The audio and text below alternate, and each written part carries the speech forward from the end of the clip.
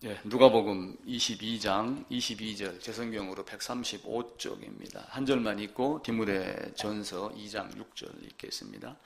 인자는 이미 작정된 대로 가거니와 그를 파는 그 사람에게는 화가 있으리로다 하시니. 그래서 예수님께서 이미 작정된 대로, 그때가 언제인지 우리가 말씀을 많이 나누었지만 그 내용을 가지고 우리 주님이 자기를 속전으로 주셨다 하는 내용이 디모데전서 2장 6절입니다. 디모데전서 2장 6절입니다. 338쪽입니다. 제 성경으로.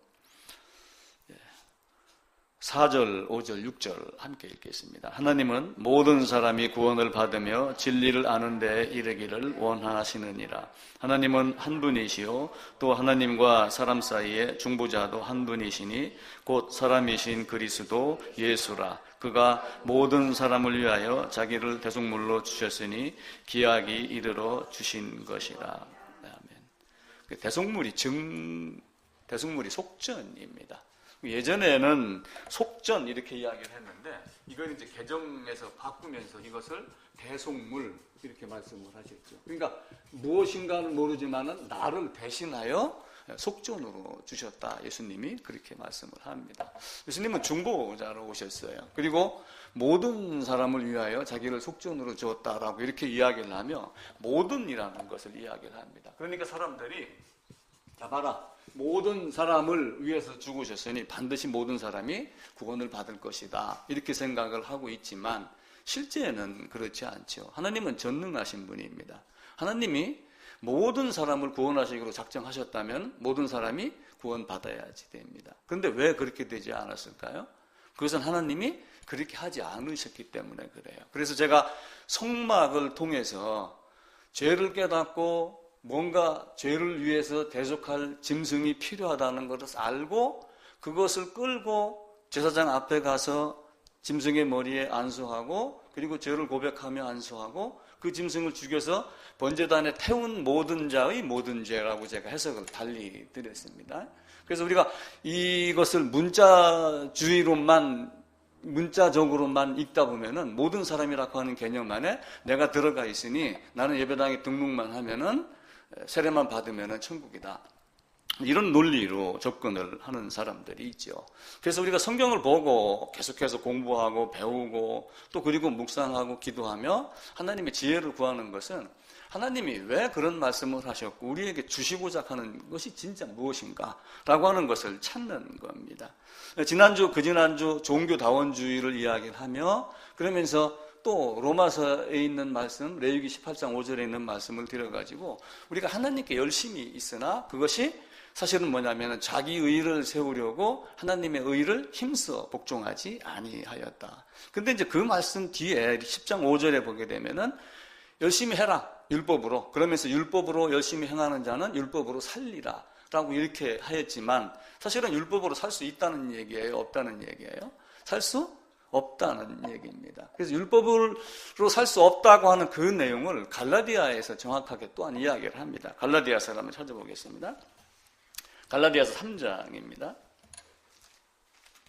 이 내용하고 레위기 18장 5절, 로마서 10장 5절 이 부분을 이제 우리가 잘 엮어가면서 이해를 하시면 좋습니다. 305쪽입니다.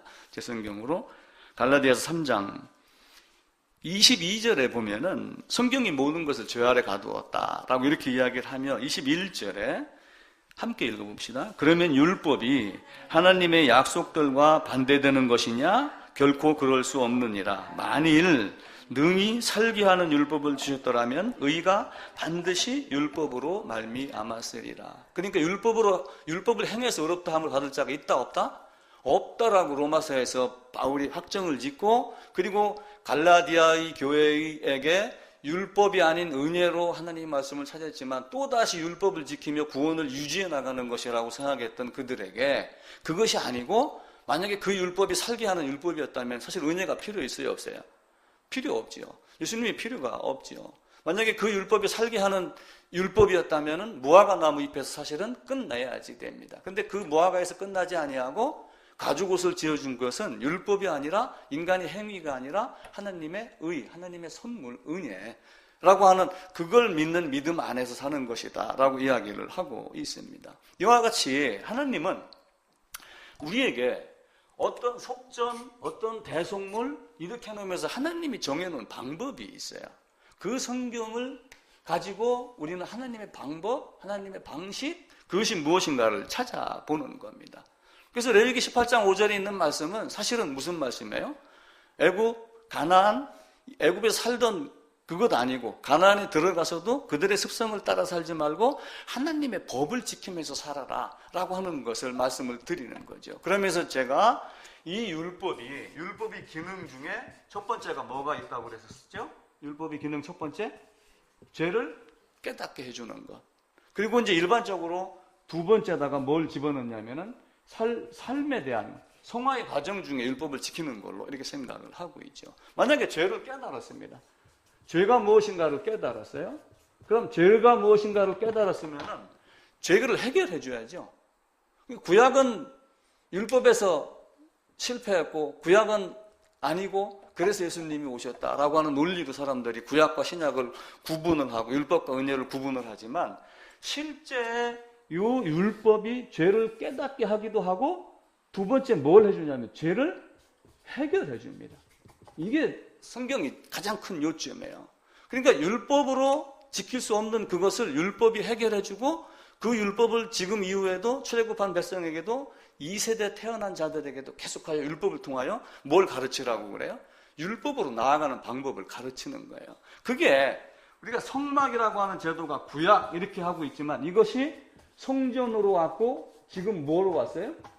교회 시대가 돼서 교회로 온 거예요. 근데 교회 안에서 사실은 뭘 가르쳐야지 돼요? 이전에 성전에서 행했던 것.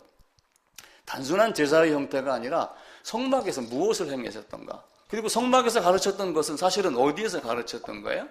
에덴에서 가르쳤던 것을 성막으로 재현해 보이는 겁니다.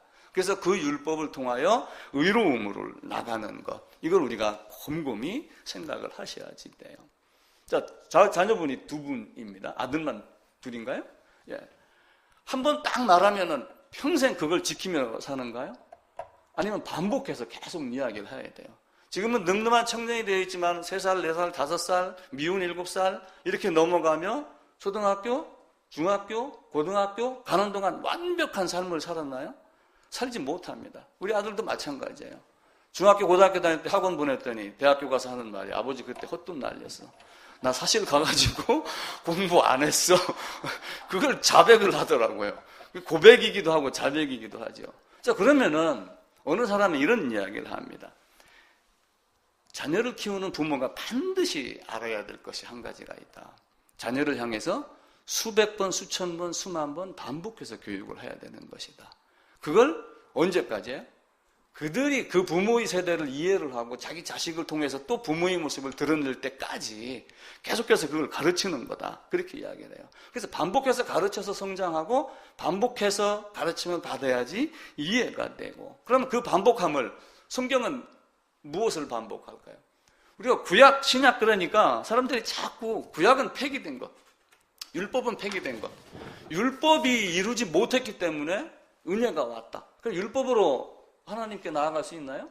나아갈 수 없는 게 당연합니다. 그럼 율법이 가르치고자 하는 게 뭐였을까? 왜 구약에서 굳이 율법을 만들어갖고 성막을 만들어서 이렇게 했을까요? 그거 궁금하지 않았어요?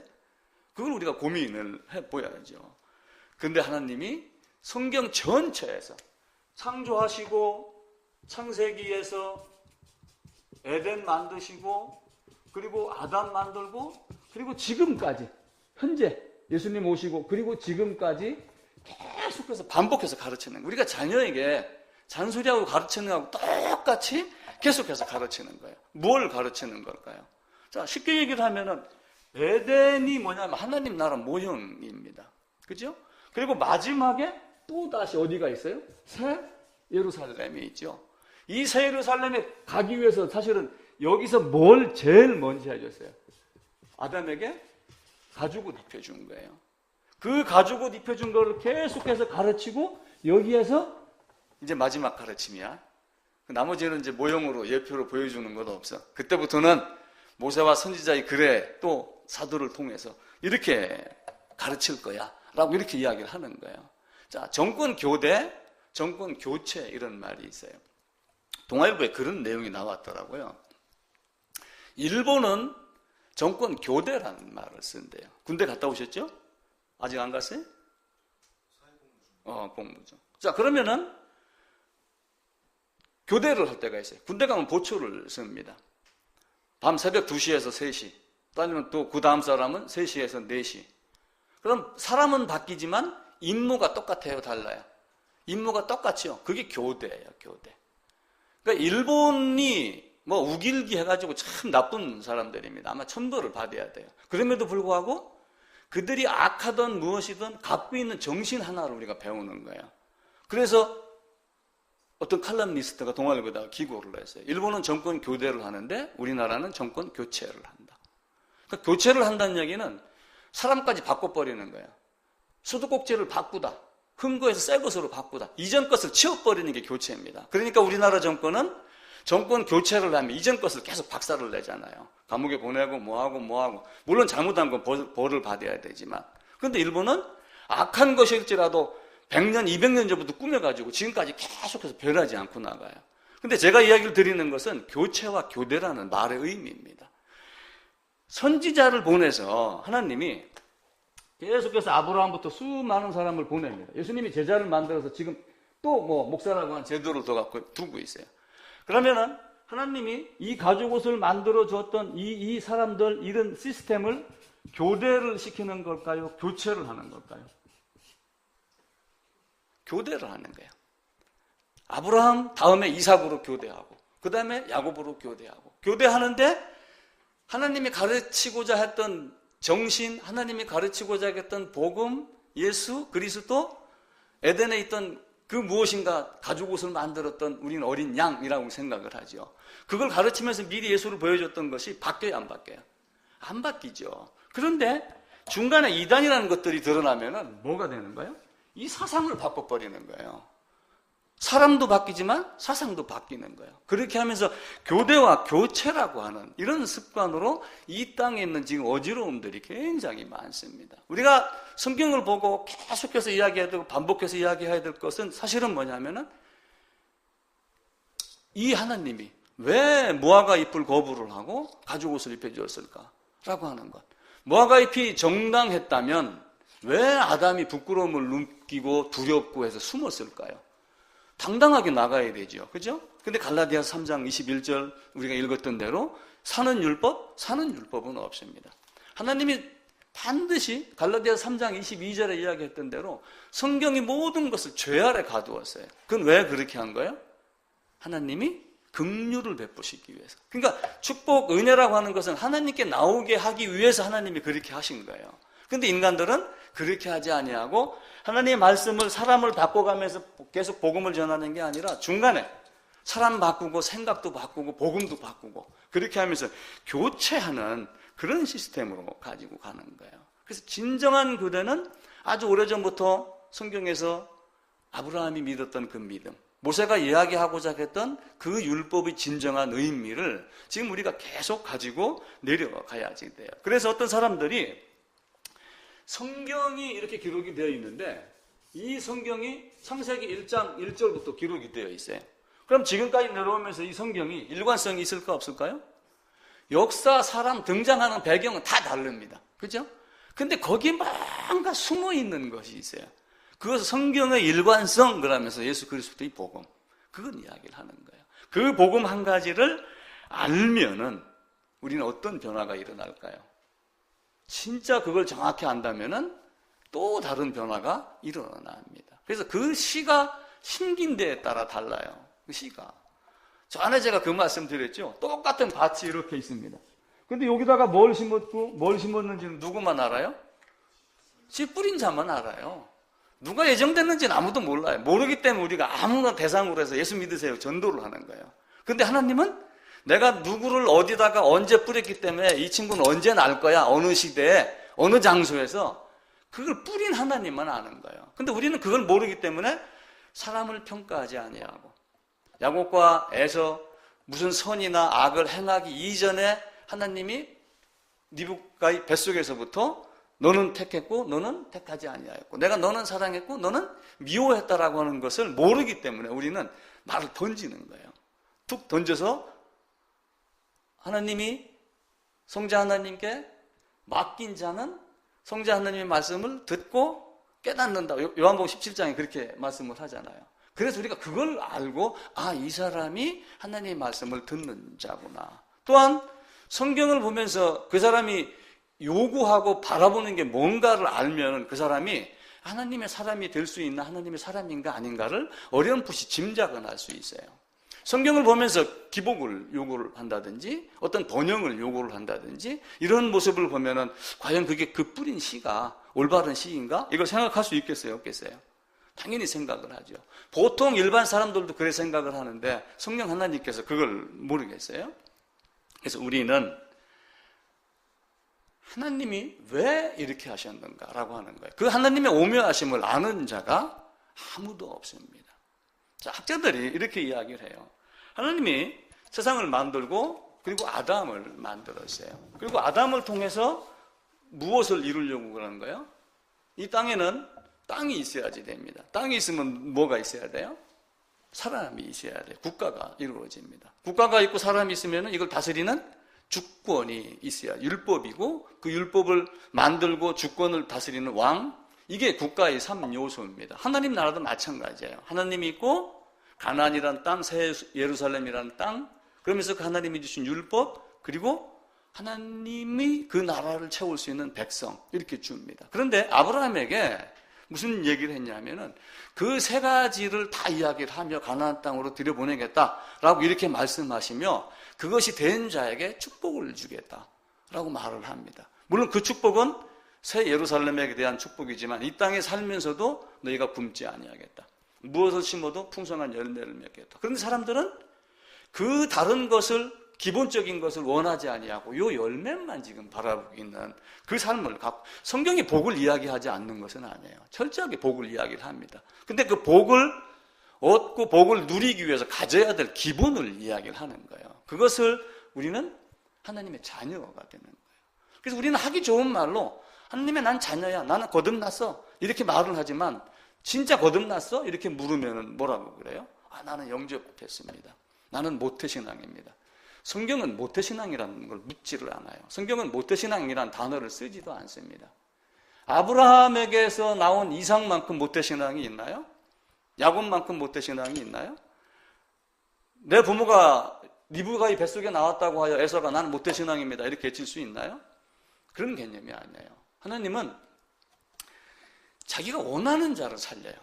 예수님도 자기가 원하는 자를 살리시느니라 이렇게 말씀을 하죠. 아담이 범죄를 했습니다. 아담을 만들어 놓고 아담이 범죄를 했는데 아담의 범죄가 사탄의 힘일까요? 사탄의 계략? 이건가? 그래갖고 범죄가 이렇게 나락으로 떨어졌어요. 근데 하나님 여기서 보니까 나는 이 길로 해갖고 이렇게 가려고 했는데 갑자기 엉뚱한 놈이 나타나가지고 아담을 이렇게 이쪽으로 딱 쓰러뜨렸어요. 그러니까 하나님이 나 아담을 일으켜갖고 내가 원래 계획했던 대로 가야 돼 이렇게 했을까요? 일반적인 학설은 그렇게 나와요. 하나님은 자기가 이루신 것을 반드시 성취하기 때문에 누가 어떤 해코지를 해도 원래대로 되돌린다 이렇게 이야기를 해요. 그런데 제가 어떤 말씀을 드렸어요? 하나님의 계획은 완벽합니까? 완벽하지 않습니까? 완벽한 설계자는 재설계나 그죠? 수정이 없이 설계대로 건축을 하고 건축한 대로 감리하는 걸로 끝납니다. 근데 그게 부족하기 때문에 어떻게 돼요? 계속해서 수정을 하는 거예요. 그리고 감리하면서 왜 바꿨느냐 뭐 기타 등등 이유를 많이 대고 그러죠. 그런 의미로 봤었을 때 우리는 아담의 범죄도 하나님의 계획일 수 있다. 계획이다라고 말할 수 있다. 그렇게 저는 성경에 그렇게 기록이 안 되기 때문에 그 이야기는 안 하지만 아담의 범죄도 하나님의 계획 안에 들어있다라고 말할 수 있다. 왜냐하면 하나님이 계획하지 않는 것이 이 땅에 일어날 수 있나요? 없습니다. 우리 그걸 아셔야지 돼요. 하나님의 전지 전능성 해가지고 뭐 나를 이렇게 세우고 우리 회사를 세우고 하는 그 전능성에다 초점을 맞추면 그것이 안 보이고 하나님이 전체적으로 이루어 나가시는 하나님의 섭리, 하나님의 작정, 예정한 것을 그대로 이루어 나가는, 물론 이 안에서 고속도로 안에 들어가 가지고 차선 변경하고야 있겠죠. 그것까지도 예정했냐 이렇게 묻는 사람은 사실은 제가 그래서 그런 사람들한테 집니다. 당연히 가서 쾌우패 당하고 오지요. 그런데 하나님은 인간 모든 사를 지나고 나보면 반드시 하나님이 그렇게 하셨구나라고 하는 걸 알아요. 근데 오늘은 그게 이해가 안 되고 내일은 모르기 때문에 쭈삣쭈삣 하는 거예요. 그래서 우리가 뒤돌아보니 하나님이 그렇게 하셨구나. 그래서 하나님은 성경의 일관성, 하나님의 복음의 일관성, 그리고 선지자든 목사든 여러분 다 마찬가지입니다. 어떻게 하다 보니까 목사가 됐고 신학교를 나와서 이렇게 해서 하는 것이지 다 누구예요? 하나님은 레위지파를 통해서 사실은 뭘 준 거예요? 아론만 제사장 삼았나요? 레위지파 다른 사람들에게 제사장 역할을 다 주면서 단지 아론에게 1년 1차 지성소에 들어가는 특권만 부여를 한 거예요. 그러면서 그 아론이 갖고 있는 의미 1년 1차는 사실은 뭐예요? 1년 1차 예수 그리스도께서 그죠? 매번 들어갔었는데 단번에 들어갔다. 그걸 가르치려고 하는 거예요. 히브리서에 있는 내용을 미리 앞당겨서 보여준 거예요. 그럼에도 불구하고 우리는 자꾸 하나님이 우리가 어떻게 되든 하나님은 뜯어 고치시는 하나님으로 설계 변경하시고 그걸 땜방하는 하나님으로 이렇게 자꾸 생각을 한단 말이에요. 하나님은 자기로 말미암아 응해 주는 것, 다른 건 이야기하지 않는 겁니다. 우리가 갈라디아서 3장 21절 읽었죠? 22절 한번 봅시다. 305쪽입니다. 제가 읽을게요. 그러나 성경이 모든 것을 죄 아래 가두었으니 이는 예수 그리스도를 믿는 믿음으로 말미암는 약속을 믿는 자들에게 준다. 그러니까 믿습니다가 아니라 그 약속이 어떤 방법이었는지 모르지만 그 약속을 믿는 자들에게 주겠다. 그러면서 그 약속을 믿는 그 자들에게 그 믿음을 약속을 주기 위해서 사실은 뭘 한 거예요? 세상 모든 사람을 죄인으로 만드는 거예요. 하나님이 죄인으로 만든 그것 자체를 우리가 어떻게 그 심리를 이해를 할 거예요?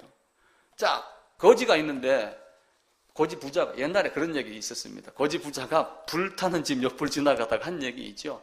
혹시 생각나세요?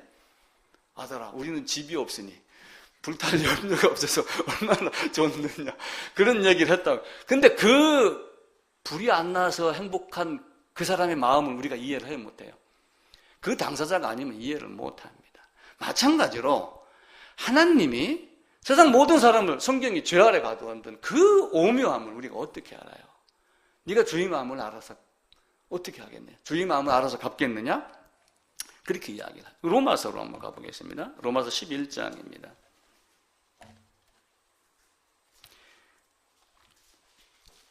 로마서 11장 32절입니다. 11장 32절. 32절부터 36절까지 함께 읽어봅시다. 하나님이 모든 사람을 순종하지 아니하는 가운데 가두어 두심은 모든 사람에게 긍휼을 베풀려 하심이로다. 깊도다 하나님의 지혜와 지식의 풍성하며 그의 판단은 헤아리지 못할 것이며 그의 길은 찾지 못할 것이로다. 누가 주의 마음을 알았느냐? 그의 모사가 되었느냐? 누가 주께 먼저 드려서 갚으심을 받겠느냐? 만물이 주에게서 나오고 주로 말미암고 주에게로 돌아가리라. 그에게 영광이 세세히 있을지어다. 바울이 이렇게밖에 말을 못했어요.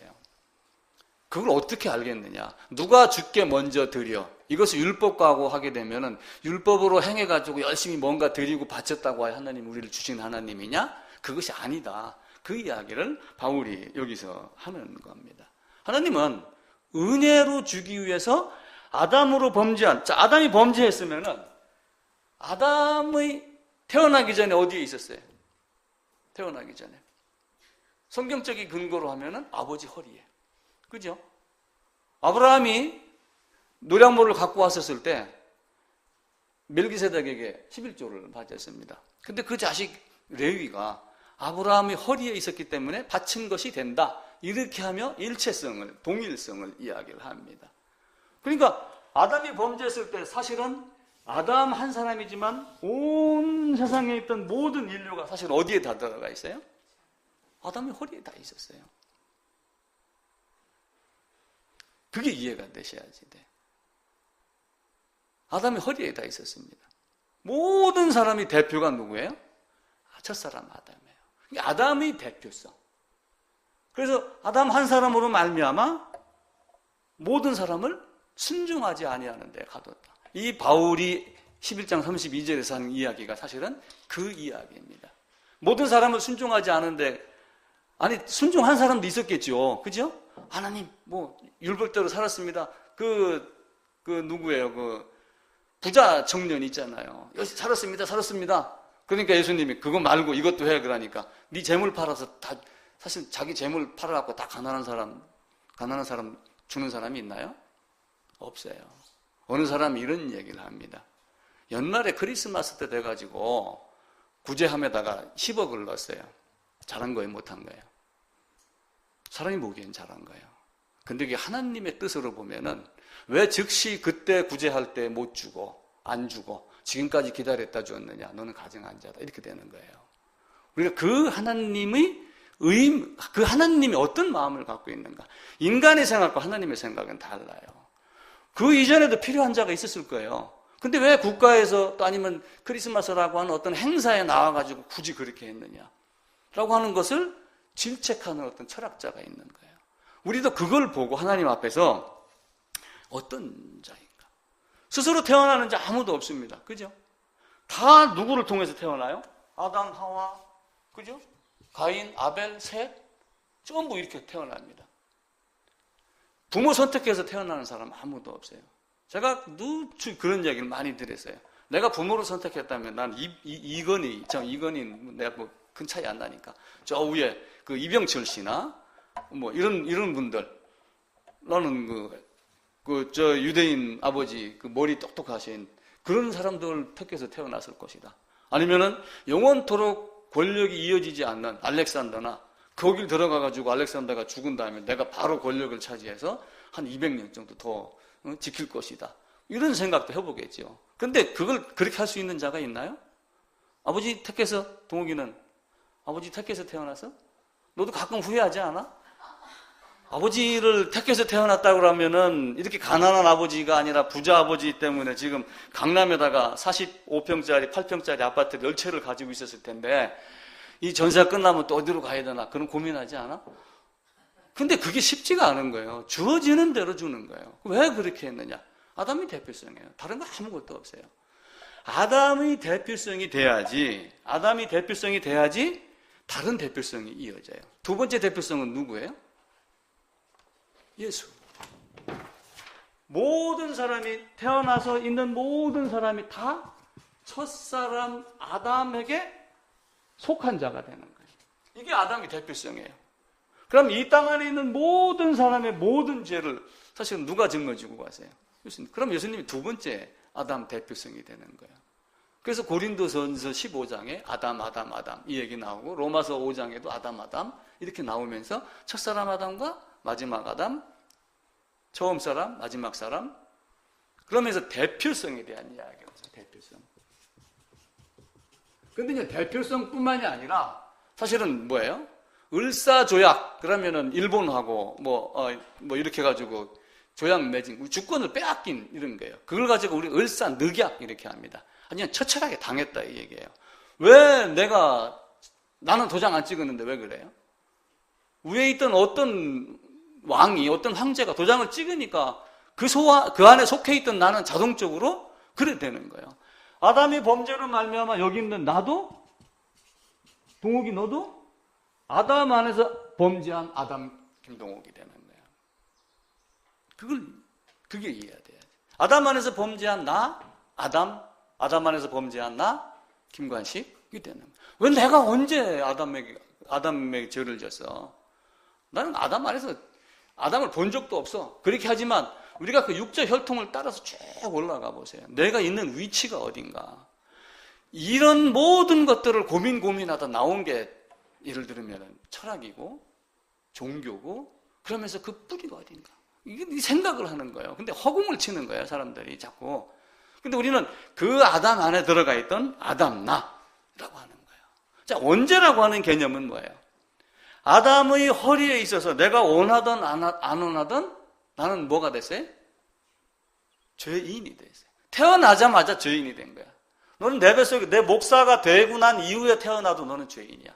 내가 구원받은 이후에 태어나도 너는 죄인이야. 육적 혈통을 그대로 이어받는 거예요. 그게 하나님의 방법입니다. 왜 그렇게 했어요? 모든 사람을 죄 가운데 가두어 놓고 모든 사람을 순종하지 않은 데 가두어 놓는 것은 긍휼, 은혜, 그걸 믿는 사람. 그 하나님의 방법을 믿는 사람. 그런데 하나님의 방법이 아닌 사람의 방법으로 자꾸 다른 방법으로 접근을 한단 말이에요. 바로 첫사람 아담부터 무엇을 접근했어요? 잘못했으면 죽을 죄를 졌습니다 하면, 죽을 죄를 졌습니다 하면 어떻게 해야 돼요? 죽을 죄를 졌습니다. 저나 죽여주시옵소서. 조선시대 사극 보면 그거 많습니다. 그럼 저놈 죽여달라 했으니까 죽여라 하면 그걸로 끝입니다. 그게 하나님의 공의예요. 근데 하나님은 거기에 긍휼이 있어요. 긍휼이. 공의를 하지만 플러스 긍휼이 있기 때문에 저놈 죽여달라니까 죽여줘라. 죽이는데 한 가지 방법을 해줄게. 에덴에서 아담이 범죄했어요. 에덴에서 아담이 범죄했는데 아담이 죽을 죄를 졌습니다. 그러니까 그래 그럼 너는 죽어야 돼. 이미 너하고 약속하지 않았어. 언약을 맺었거든요. 범죄하면은 선악을 아는 열매를 먹으면 반드시 정령, 그죠? 반드시 죽는. 하나님은 거짓말 하시나요? 하나님 불의한 하나님이 아니에요. 하나님은 의로우신 하나님이에요. 한번 하신다고 하면은 반드시 하시는 하나님입니다. 그럼 아담 죽어야 돼요? 안 죽어야 돼요? 죽여야지 돼요. 그런데 하나님이, 자, 아브라함, 이삭을 한번 봐보세요. 이삭 번제 드리러 갔잖아요. 근데 아브라함은 사실은 이삭을 죽음의 자리까지 내어준 거예요. 칼까지 들어가고 탁 찌르려고 그랬으니까요.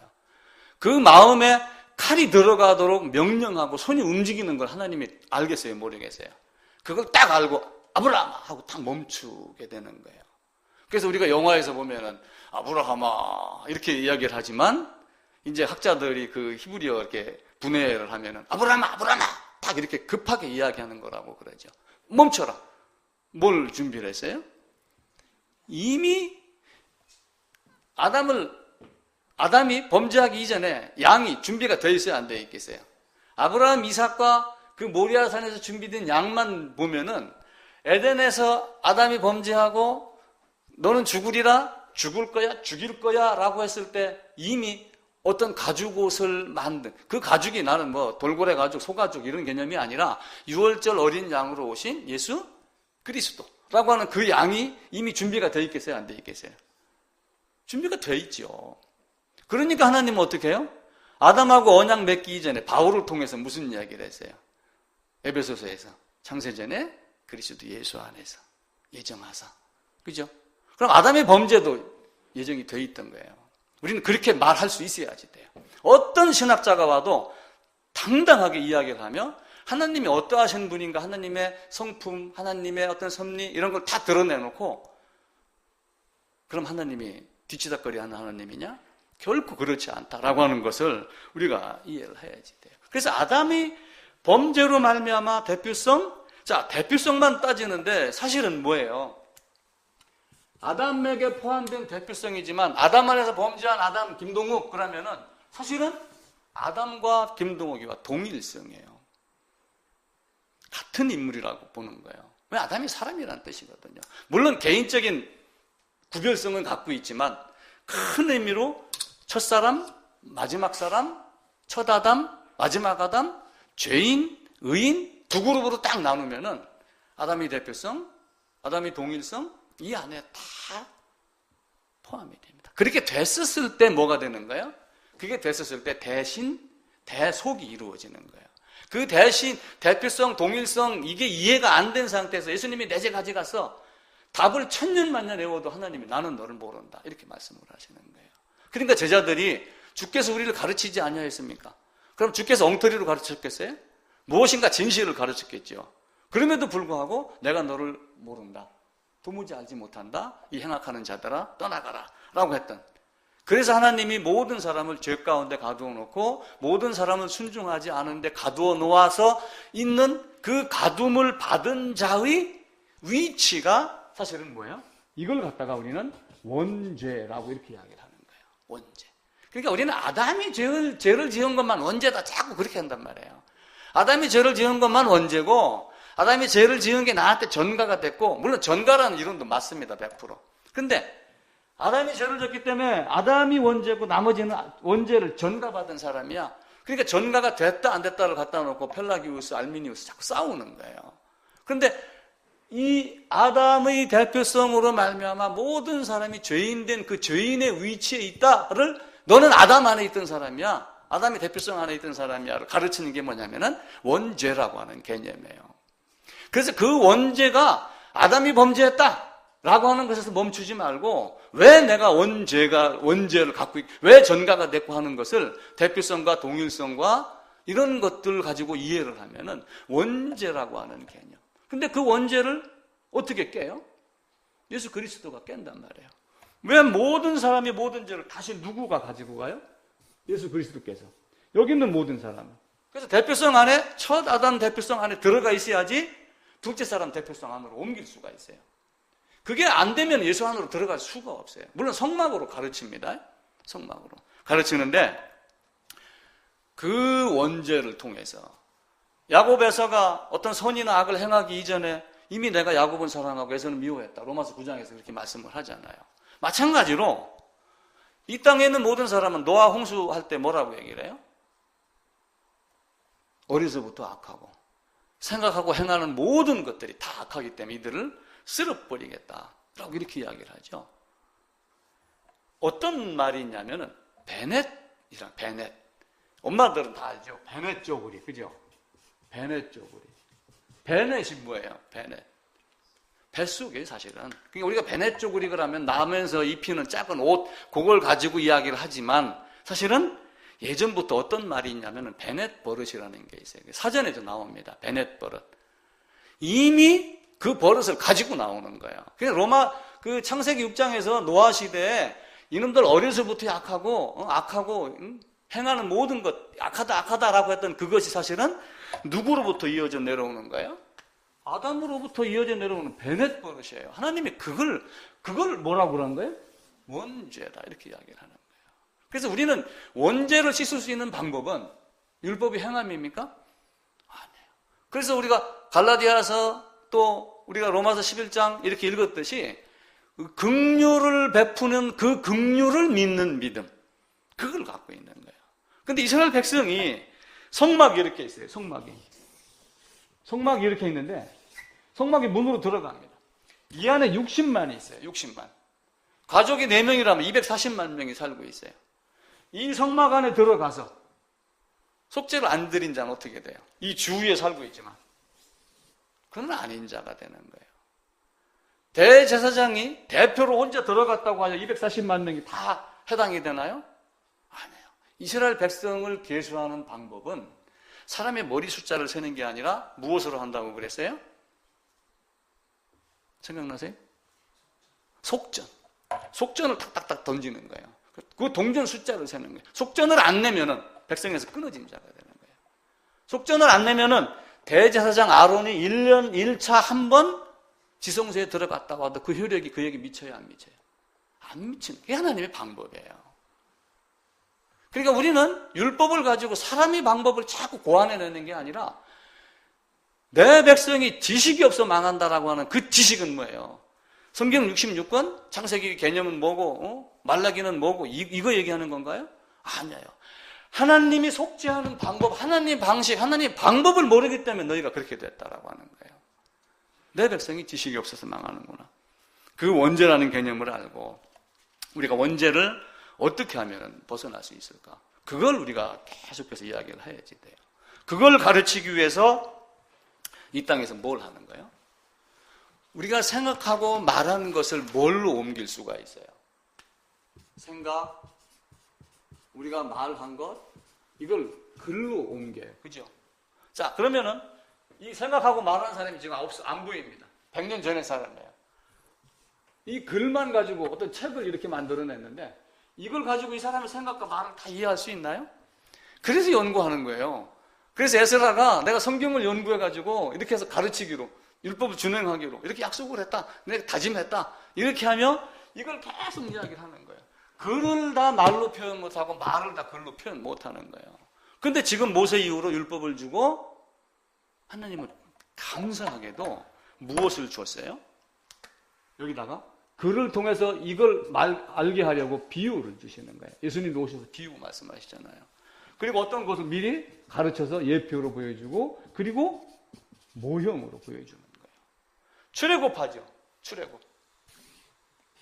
애굽에서 시내산으로 빠져나갑니다. 무설주 임방에다 피발을 냅니다. 이걸 실제 그림으로 실제 연습을 시키는 거예요. 그걸 가지고 뭘 가르치는 거예요? 훗날 이루어질 예수 그리스도의 십자가를 계속해서 반복해서 가르치는 그게 성경 일관성입니다. 이게 참 하나님의 은혜입니다. 그거를 우리 부모가 자식이 내가 90이 됐어요. 아들이 60이 됐습니다. 내가 뭐라고 그러니까 아버지 나도 한갑 지낸 사람이야. 만약 이렇게 했다고 해보세요. 옌마 네가 아무리 한갑을 지내도 너는 내 자식이고 좀 성깔 있는 말로 하면 너는 내 새끼야. 너는 내 앞에서 너는 아무리 뛰어나도 내 새끼에 불과해. 하나님은 백성에게 그렇게 이야기를 하는 거예요. 그래서 율법으로 계속해서 주님이 오시기까지 가르치는 거예요. 그리고 주님이 그걸 완성해 놓고 나서도 너 사도해. 불러내는 거예요. 아브라함이 하고 싶어 했나요?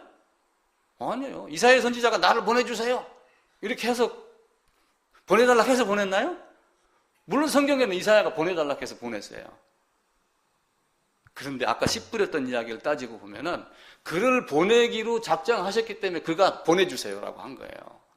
그게 보여야지 돼요. 아무나 되는 게 아니라 뿌린 대로 거둔단 말이에요. 사도도 이미 태중에서부터 사도 바울을 택했어요, 안 택했어요? 바꿔 얘기하면 로마서, 갈라디아서, 에베소서 쭉 보게 되면 창세 전부터 하나님이 자기를 택한 거를 간증을 하는 거예요. 가르치는 거예요. 그런데 어느 날 다메섹에 가는 도중에 하나님이 야, 너 이리 와. 그럼 그때 바울이 예, 네, 가겠습니다 라고 이렇게 해서 갔나요? 아니에요. 이미 쓰기로 돼 있기 때문에 하나님이 그때 딱 갖다 시간을 맞춘 거예요. 우리는 그걸 몰라요. 그때가. 그게 누구인지 모르는 거예요. 한 3주 전인가 우리말 겨루기를 합니다. 월요일 날. 그 보면 이제 도움이 좀 많이 돼요. 저도 이제 맨날 텔레비 앞에 쭈그려 앉아갖고 봅니다. 아, 내가 맞는 건 이 문법이 이게 맞는데 저 사람은 이렇게 띄어쓰기 같은 거. 근데 거기 한 사람이 휘파람을 각자 이렇게 가끔 보니까 그 지루하지 않게 하려고 장기자랑을 시키더라고요. 근데 한 사람이 휘파람을 불었어요. 이렇게 휘파람. 근데 우리는 휘파람 부를 때 어떻게 해요? 이렇게 하잖아요. 입술은 벌렸고 이는 닫혔는데 이렇게 하면서 하는데 휘파람 소리가 나는 거야. 그러니까 아나운서가 깜짝 놀라가지고 그거 어떻게 했어요? 그것 좀 얘기 좀 해주세요. 가르쳐주세요. 그러니까 그 사람이 뭐라고 했는지 알아요? 그걸 어떻게 말로 얘기를 합니까? 그렇게 이야기를 했어요. 내가 그걸 딱 보고 우리는 신앙을 자꾸 말과 글과 인간의 지식과 인간의 지혜로 이해하는 걸로 자꾸 넘어가려고 그러는데 그걸 어떻게 말로 표현을 합니까? 그런데 예수님은 직접 자기가 보여요. 예수님이 능력이 없어서 삼위일체 하나님이 아들의 위격으로 오신 그 성자 예수께서 육화되시 오신 그분께서 능력이 없어서 십자가를 가셨어요? 아니에요. 죽고 자기 안에 들어와서 죽는 그걸 가르쳐주기 위한 거예요. 성막 봐보세요. 성막. 요 안에 뭘 끌고 들어가요? 짐승 끌고 들어가잖아요. 이 안에서부터 뭘 끌고 들어가냐면 짐승을 한 마리 끌고 들어가가지고 같이 동행을 하는 거예요. 내가 이 안에 들어갈 때는 이 번제단에 가서 불태워지고 죽을 때는 반드시 뭐가 있다? 그걸 아는 거예요. 그걸 아는 자가 끌고 들어가는 거예요. 이거 없이도 들어가는 자 있어요, 없어요? 있죠. 빙 둘러보고 마당 밟는 자. 이런 자 많습니다. 예배당에도 마찬가지예요. 예배 드리지만 반드시 제물이 필요하다. 그럼 하나님이 정한 방식은 뭐예요? 들어가서 제사장이 있으면 이 앞에서 짐승의 머리 안수하고 죄를 고백하고 그리고 어떻게 해요? 레위기 16장에 있는 대로 나의 모든 죄와 불의를 넘겨주고. 죄를 무슨 죄주로 넘겨줘요? 사과 따면 내년에 사과 또 안 열리나요? 또 열려요. 사과 나무를 그쪽으로 옮겨 심으라 그 얘기예요. 죄인인 네가 하나님이 말씀하시는 그 믿음으로 아담의 대표성 레위기 16장에서 그걸 보여주는 그 그림과 여행 연습과 모형과 그걸 가르치며 행하며 바로 네가 그 짐승 안으로 들어가는 거야 라고 하는 걸 가르쳐서 보여주는 거예요. 그걸 어떻게 다 말로 표현을 해요? 그런데 우리는 성경에 적혀 있는 글을 할 수 있으면 말로 풀어가지고 자기가 본 것을 글로 이렇게 적힌 걸 이걸 보고 이렇게 하는 거예요. 그게 우리는 하나님의 능력이에요. 하나님이 주신 우리 지혜. 고린도서 1장에 무슨 얘기를 해요? 이 세상 지혜로는 예수님을 십자가에 못 박는 능력밖에 없어요. 그들의 세상의 철학자들 머리로는 신학이 이해가 안 되는 거예요. 신앙이 이해가 안 되는 겁니다. 그러니까 예수를 어떻게 돼요? 죽여야지 돼요. 제가 세례자 요한하고 예수님이 세례자 요한에게 가서 세례받은 걸 이야기를 하면서 논란이 마음에 이해가 안 돼서 떠나간 사람도 있겠지만은 우리는 요한에게 세례받았다 라고 하는 것만 자꾸 생각을 하죠. 제가 이걸 설교를 준비하다가 지난주에 무슨 생각이 들었냐면은 자, 그러면 순서적으로 한번 따져보자. 순서적으로. 예수님이 여기 있고, 일단 우선 속막을 그려봅니다. 짐승이 또 한 마리 이렇게 이제 있겠죠. 자, 또 여기에 요한이 있고, 물이 이렇게 이제 있는데, 여기에 예수님이 있습니다. 느닷없이 요한이 예수님께 가가지고 세례를 줬나요? 예수님이 누구에게 먼저 다가갔어요? 제가 여기에 초점이 딱 꽂혔어요. 지난 한 주간 내내. 예수님이 하나님? 지금 이 순간에 이분은 뭐예요? 죄인이에요. 죄의 모양으로. 육신을 입고. 내가 죄인이기 때문에 죄인으로 왔어요. 내가 세상에 있기 때문에 하늘에 계신 분이 세상으로 들어왔어요. 내가 율법 아래에 있기 때문에 그분이 율법 아래로 들어오신 분이에요. 그분이 누구에게로 가야 돼요? 제사장 요한에게. 성경에는 제사장 요한이라는 말이 없어요. 근데 아버지 사가랴의 직분이 뭐였어요? 제사장이었어요. 제사장은 세습이 됩니다. 아론부터 쭉 해가지고 성경의 마지막 등장하는 제사장이 누구냐면 사가랴예요. 근데 사가랴의 아들 예수 제사장에게 가는 거예요. 요한 제사장에게. 가가지고 그 다음에 나에게 세례를. 요한이 처음에는 이해를 못했겠죠. 근데 그게 이해가 되니까 이렇게 해서 의를 이루는 것이 하나님의 의는 아무데나 써먹지 않아요. 그리고 사람의 모양, 죄인의 모양으로 나와 같은 사람을 입고 오신 성육신하신 마리아 몸에서 나온 그 예수님이 자기가 죄를 지은 것처럼 자기가 죄인인 것처럼 누구에게로 다가간 거예요? 제사장에게 간 거예요. 결국 이들도 번제단 여기 있고 지성소가 이렇게 있으면은 결국 여길 가가지고 이 앞에서 죄를 넘기고 그리고 죽임당하고 했던 그 모습을 그대로 갖고 있는 거예요. 성경은 놀랍습니다. 근데 이 놀라움이 언제 보이느냐? 마음이 가난할 때 보여요. 우리가 산상수훈을 뭐 평안 위로 자꾸 여길 따져가지고 심령이 가난한 자 그래서 막 저 사람은 심령이 온유하고 뭐 성품이 좋고 이걸 따지고 그러는데 그런 게 아니에요. 언제인지는 모르지만은 어떤 내용이 있냐면은 은어의 물고기 보면 은어라는 게 있어요. 은어의 소리를 듣는 눈먼 어부 이야기. 이게 방송에 한번 나왔다 합니다. 은어의 소리를 듣는 눈먼 어부 이야기. 눈이 머는데 물고기 속에 은어 소리를 듣는 거예요. 신비한 능력이죠. 이 사람이 6.25 참전 용사인데 포탄이 터지고 이러면서 두 눈이 다 멀었어요. 제대를 했습니다. 집에 왔어요. 그렇게 해도 어쨌든 간에 또 어떤 여인이 와서 함께 결혼을 해서 자식을 낳았어요. 먹고 살 길이 막막하잖아요. 여인 혼자 뭐 막노동을 합니까? 뭐 합니까? 그때 당시에. 젊은이도 저도 직장 생활을 하면서 그때도 고생을 했는데 여인은 얼마나 고생을 했겠어요. 그래서 뗏목을 만들어 가지고 섬진강에 가서 고기를 잡은 거예요. 눈이 멀어 있으니까 뗏목을 제대로 몰았겠어요? 뗏목 제대로 못 몰았죠. 그물 던진다고 그게 들리나요? 안 들리죠. 자기 마음속에는 그게 간절했던 거예요. 내가 고기를 잡아야지. 그래야지 내 마누라, 내 자식 먹이고, 이거 다 잡아서 팔아야지 내 새끼 학교 보내고, 이게 되는 거예요. 그때 뭐 옥수수 가루든 고구마든 뭔가는 사야 될 거 아니에요. 근데 어느 날 갑자기 어느 소리가 들리기 시작을 하더래요. 물고기 있는 그 어군 탐지기 같은 능력이 있는 거예요. 그래서 그 이야기가 방송을 탄 거예요. 은어를 잡는, 은어의 소리를 듣는 눈먼 어부 이야기. 방송 타니까 또 사방 각지에서 성금이 몰려오고, 그분이 유공자였어? 그렇게 타고 그러니까 또 대통령도 한 건 올렸잖아요. 야, 그거 빨리 유공자 대접해줘.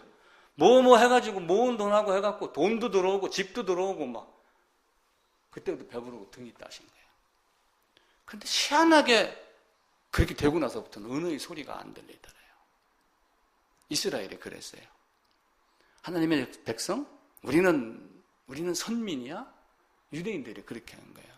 그럼 그때부터 소리가 들려요, 안 들려요? 안 들리죠. 껍데기만 붙잡고 사는 거야. 우리는 성막에 가서 하루도 안 빠지고 일주일에 2번 금식하고 내가 어려서부터 이것도 행했고. 그러니까 예수님이 뭐라고 그래요? 네 거 다 팔아라. 지 거 다 팔 재주는 있나요? 지 거 다 팔아도 입을 옷은 갖고 있어야 되는 게 다 판 게 아니에요. 지 거 다 파는 건 사실은 죽으라 그 얘기예요. 왜냐하면 율법의 마지막은 뭐예요? 율법의 마침은 죽음 이외에는 없습니다. 죄의 싹은 사망입니다. 율법의 행위로 의롭다 할 자가 없다. 율법이 가르치는 것은 첫 번째는 죄를 깨닫게 하는 거지만 두 번째는 죄를 해결해 주는 거예요. 예수님이 그걸 말씀을 하시는 거예요. 근데 그게 안 보이는 거야. 그게 안 들리고. 유대인들은 그렇게 하다가 멸망을 한 거예요. 하나님이 제시한 딱 한 가지 방법은 반드시 죽으리라. 이것밖에 없어요. 성경 그게 전체입니다. 이게 완벽하게 알고 이걸 완벽하게 설명할 수 있으면 여러분 각자 다 흩어져서 교회당 세우세요. 그렇게 하셔야지 돼. 여기 한 분 오셔도 괜찮아요. 저는 여기 와서 개척해가지고 1년 동안 집사람하고 둘이 예배드렸어요.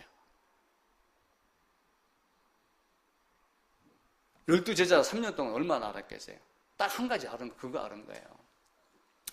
주는 그리스도요 살아계신 하나님의 아들이다. 이게 신앙 고백이 아니에요. 그거는 이제 하나님 말씀을 받을 그릇이 돼 있는 그런 존재에 불과한 거예요. 그 말이 끝나자마자 우리 예수님이 뭐라고 그랬어요? 이제 내가 잡혀 죽고 3일 만에 살아나는 거야. 그제서 십자가에 대한 복음을 이야기를 하니까 이들이 받아들였어요? 못 받아들였어요? 못 받아들였어요. 그게 언제 깨진 거예요? 진짜 그분이 죽고 살아났을 때 저 뒤에 엠마오로 가는 두 제자, 저 사건이 일어난 다음에 그들 눈에 그게 보인 거예요. 저도 집에다가 저 액자 10만 원짜리인데 큰 거 하나 사다 놓으려고 그래. 좀 작으니까 좀 답답하더라고. 저 그림을 볼 때마다 제가 저 뒤에 가서 여기서 볼 때마다 누가복음 23장인가 22장인가 있는 그 말씀을 했겠지만 저기서 그거 말고 기록된 이 말씀 말고 무슨 대화를 주고받았을까? 그게 막 그 궁금해지고 내가 막 만들어서 그 말을 주고받는 이런 광경을 갖고 있는 것 같은 그런 느낌이 드는 거예요. 간절함은 들립니다. 그래서 옛날에 궁하면 통한다 그런 이야기를 했잖아요. 반드시 죽으리라. 우리는 성경 그거 한 가지를 갖고 이야기를 하는 거예요. 제가 오늘 한집사님 만나고 오셨는데 제가 한집사님한테 맨날 똑같은 설교에서 죄송합니다 그랬더니 뭐 맨날 똑같이 해도 말은 다르게 하대요. 그 말에 위로를 받고 제가 똑같은 말을 계속 반복해서 다른 말로 하는 거예요. 여러분 평생 이게 귀에 모깃이 박히도록 드려야 됩니다. 10번 들었으니까 다 알았다. 다 알았으면 가시면 돼요. 근데 쉽지 않아요. 3년 동안 내내 가르쳤습니다. 근데 예수님 제자들 딱 눈앞에 닥치니까 어떻게 돼요? 그 복음은 그 예수님이 잡혀가서 채찍 몇 번 맞은 것 말고 가마솥 안에 들어가라고 지금 여기서 이야기를 해도 부인을 하지 않을 정도가 돼야지 돼요. 쉽겠어요? 쉽지 않죠. 요한이 가마솥 들어갔다 나왔다고 그러잖아요. 요한계시록 쓴. 지금 갑자기 여기서 되겠어요? 그래서 하나님은 어떤 사람을 처음부터 창세전에 이렇게 쓰기로 했고 아담이 범죄도 계획했고 그렇게 한 거예요. 그 아담이 범죄도 하나님이 계획했다. 어디 가서 이렇게 말하지는 마세요. 그렇게 말할 수 있다 그러네요. 성경이 기록되지 않았기 때문에 넘어가지는 않습니다. 그 밖을. 그런데 성경 전체에 하나님의 작정, 예정, 하나님의 섭리, 그리고 하나님의 그 삼위일체 하나님의 성품, 의, 이걸 보면은 하나님은 반드시 그런 분이 아니에요. 미리미리 다 합니다. 유다가 돈 떨어져 갖고 예수 팔았나요? 갑자기 3년 동안 열심히 공부하다가 학점 미달되니까 예수나 팔아버릴까? 그랬을까요? 아니에요. 처음부터 살인한 자, 유다는 처음부터 마귀다. 그렇게 얘기했던 그 처음부터가 이게 뭐냐면은 창세기 1장 1절에 있던 in the beginning이라고 하는 그 단어를 써요. 헬라어로 아르케, 그래갖고 요한복음 1장 1절에 태초에 말씀이 있다라고 하는 그 태초라고 하는 단어를 굳이 여기다 써갖고 유다는 처음부터 이미 작정된 대로 가는 게, 우리 시작할 때 본문 읽었죠. 이미 작정된 대로 가게 이미 작정된 자를 들어서 쓰는 거예요. 하나님의 섭리는 놀랍습니다. 왜 사탄이 그렇게 천사가 범죄하며 아담 하와를 유혹을 해갖고 이렇게 했을까? 모든 사람을 순종하지 아니하는데 가두려고. 순종하지 않는데 가둔 것은 딱 뭐 때문에 그래요? 마지막 아담 대표성 때문에 그런 거예요. 모든 사람을 은혜 안에, 긍휼 안에 넣기 위해서 저 사람 아담을 범죄하게 하고 모든 사람을 순종하지 아니하는데, 갈라디아에서는 성경이 모든 사람을 죄 아래 가두었다. 아니 10억 한번 그 크리스마스 구세선 남배도 넣어봤어요? 100만 원 넣어봤어요? 저는 그건 못 해봤어요. 10,000원짜리까지는 해봤을 거야. 근데 50,000원짜리는 못 넣어봤어요. 그럼 내가 무슨 잘한 게 있어요? 그렇지 않아요. 하나님은 누구든 간에 그 말씀을 갖게 하려고 사람을 교체하며 내용을 바꾸는 게 아니라 있는 그대로 유지를 하며 사람을 교대하며 똑같은 사상을. 그러니까 모세오경을, 구약성경을 헬라어로 번역할 때 70인역 그러잖아요. 70명을 가지고 72명을 가지고 각 방에 딱 다뤄놓고 전부 번역을 하라고 그랬더니 번역한 내용이 똑같다는 거예요. 사람을 교대시키면서 그렇게 쓰는 거예요. 아브라함이 전했던 복음, 바울은 뭐라고 그래요? 아브라함의 복음하고 바울이 믿었던 복음하고 같을까요? 다를까요? 똑같습니다. 전혀 차이가 없어요. 삼위일체 하나님이 전혀 차이가 없듯이 아브라함이 믿었던 복음과 바울이 믿었던 복음이 없어요. 똑같습니다. 아브라함이 그걸 기록을 하지 않았지만 대신 훗날 바울이 아브라함이 믿었던 믿음을 로마서 3, 4, 5, 6장에서 계속 기록을 하며 하나님이 먼저 아브라함에게 복음을 전하며 그 복음을 믿음에 그 믿음을 의로 여겼다. 이렇게 하며 아브라함의 믿음과 자기의 믿음과 동일시시키는 거예요. 그럼 아브라함의 믿음과 바울의 믿음을 동일시킨 그 믿음이 내가 지금 성경을 보고 믿는 믿음은 아브라함의 믿음과 동일할까 아닐까요? 바울을 거쳤지만 그 믿음이 똑같아야지 돼요. 그리고 그 믿음이 거꾸로 올라가면 에덴에 있던 하나님이 우리에게 주고자 했던 것과 똑같아야지 돼요. 그렇게 됐었을 때 새 예루살렘에 가서 스스로 자기 입으로 자기를 고백하리라 자백하리라 할 때 피하지 아니하고 어디로 가요? 새 예루살렘을 들러갈 수 있는 거예요. 그게 없으면 그게 안 돼요. 우리가 정신 바짝 차려야지 돼요. 같은 성경을 가지고 계속 지금 종파가 나누고, 그죠? 교단이 나누고, 이렇게 하면 각자 사람이 다르면서 다 자기의 주장을 하는 거예요. 근데 자기의 주장을 목사로 부름을 받았으면 철저하게 버려. 무조건 성경에다 맞아요. 성경이 뭘 말하는가를 보여야지 돼요. 물론 다 그렇게 합니다. 근데 보는 각도가 다 다른 게 문제가 되는 거예요. 하나님이 우리를 어떻게 해주시기를 원했는가라고 하는 거예요. 그래서 아담의 범죄로 말미암아 이 땅에 있는 모든 사람, 아담이 범죄를 하고 그 다음에 하와가 범죄를 해갖고 자식들이 쭉 태어나서 지금 여기서 여기까지 수많은 인류가 있어요. 인류 다 어디에서 나온 거예요? 아담과 하와의 허리에서 씨에서 이렇게 나온 겁니다. 이거 생태적 출생입니다. 이렇게 자연적 출생이다 이렇게 이야기를 해요. 그래가지고 여기 있는 사람 전부가 뭐가 있다고 그랬어요? 원죄가 있어요. 이 원죄를 가진 사람을 이런 자연적 출생, 생태적 출생에 의해서 나왔다 해가지고 우리가 자연인 이렇게 이야기를 해요. 자연인. MBN의 자연인 말고 자연인, 그죠? 근데 나는 자연인이었어요. 자연인이었다가 의로 거듭난 자가 돼야 되는 거예요. 그러니까 세상에는 두 종류 사람이 있는 거야. 첫사람 아담 안에 있는 사람, 아담 안에 있는 사람. 그리고 둘째 아담 예수 안에 있는 사람. 둘째 아담 예수 안으로 건너간 사람.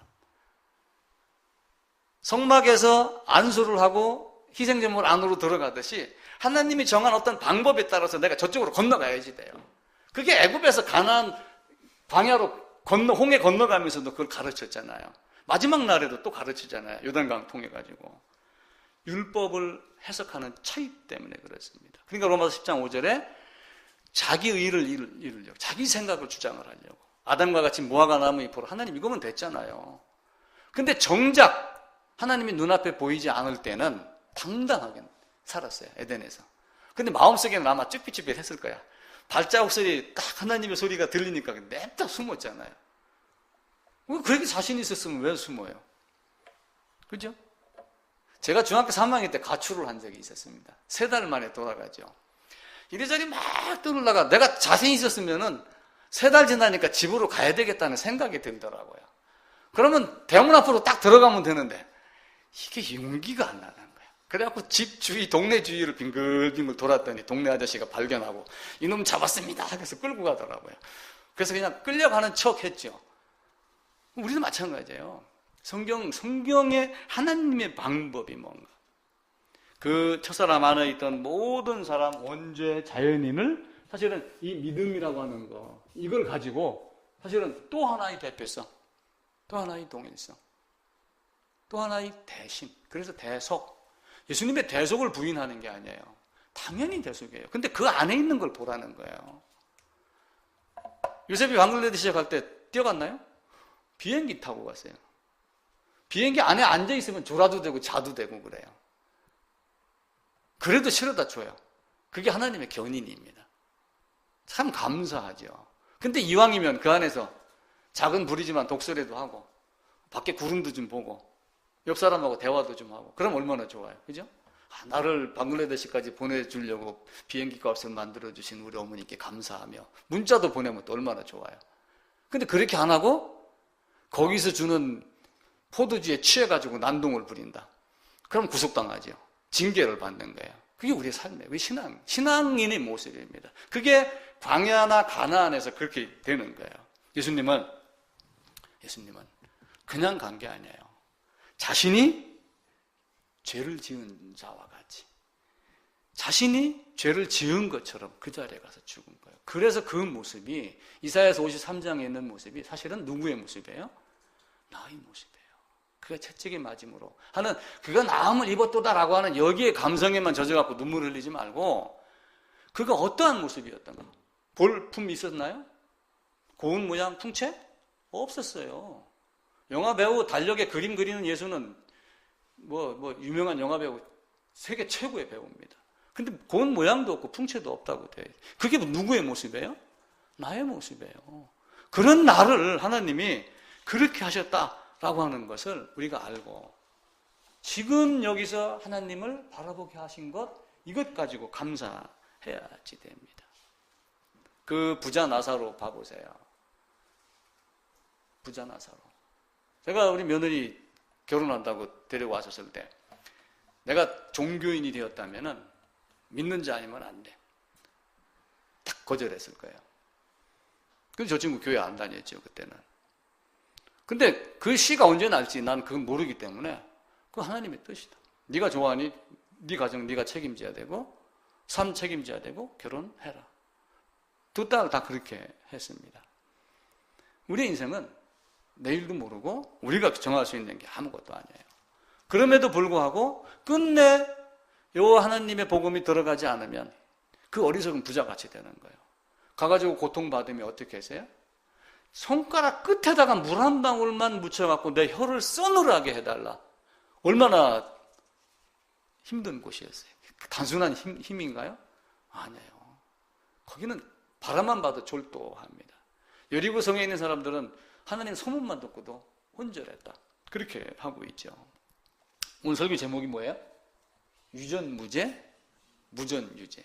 저거는 이제 깜빵에서 범털들이 하는 얘기입니다. 그죠? 자기가 잘못했는 거 시인하지 아니하고 나는 돈이 없어 들어왔어. 돈 있는 뭐 이번에 그 롯데 뭐 회장 엊그제 풀려났잖아. 집행유예. 그 유전무죄고. 자, 예수님이 디모데전서 2장 6절 대속물 속전으로. 제가 거기다가 제목을 바꿔 달았어요. 속전이 있으면 무죄. 속전이 없으면 유죄. 세상에 있는 단어만 갖고도 성경을 설명하기가 엄청나게 많습니다. 속전 유죄, 무죄입니다. 유전 무죄? 유전 무죄 맞습니다.